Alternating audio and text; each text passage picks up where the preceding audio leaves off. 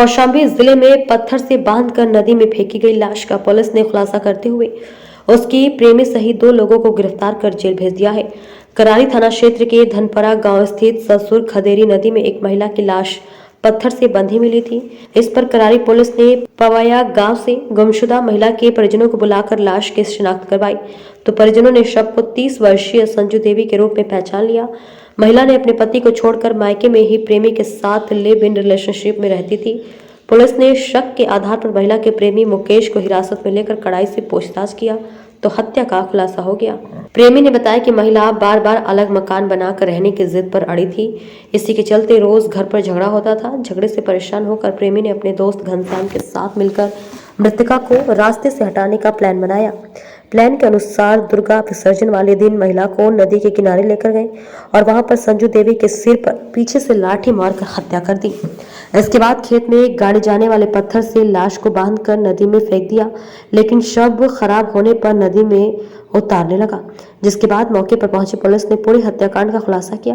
Police अधीक्षक हेमराज मीणा ने press conference के बाद दोनों आरोपियों को न्यायालय में प्रस्तुत किया, जहां से दोनों को न्यायिक हिरासत में जेल भेज दिया गया है। क्या पूरा मामला था और कैसे हत्या की गई थी? देखिए, थाना करारी में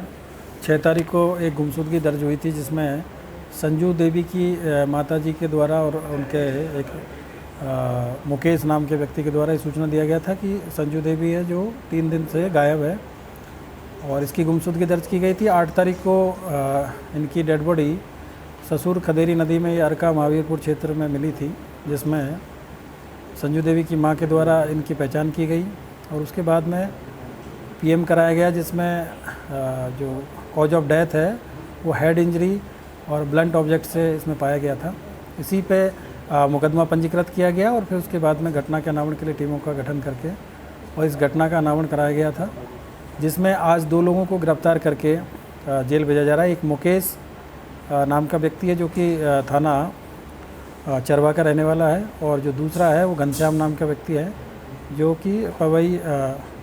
छोटी पवैया थाना करारी के रहने वाले हैं। और ये जानकारी मिली है कि करीब 3 साल पहले जो संजू देवी है उनका कहीं दूसरी जगह ससुराल था, वहाँ से ये मुकेश के साथ में भाग के आ गई थी और इनके पहले से 3 बच्चे थे। अभी ये अपने माँ के घर में ही रह रही थी और वहाँ पे इनके साथ में एक तरीके से पति पत्नी के तौर पे रह रहे थे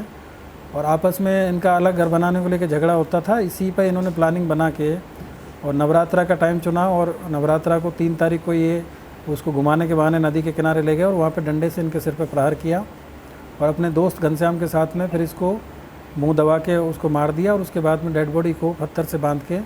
और पानी में फेंक दिया और उसके बाद में फिर प्लानिंग से 6 तारीख को आके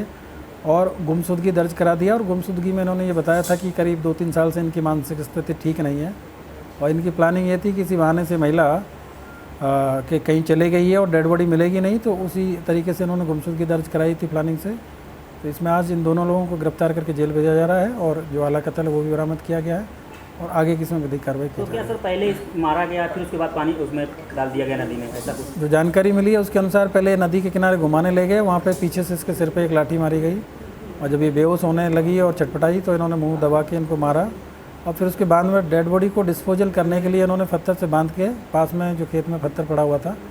उससे रस्सी से बांध के और फिर गहरे पानी में फेंक दिया, जिससे कि ऊपर ना आ पाए। लेकिन जो बॉडी जब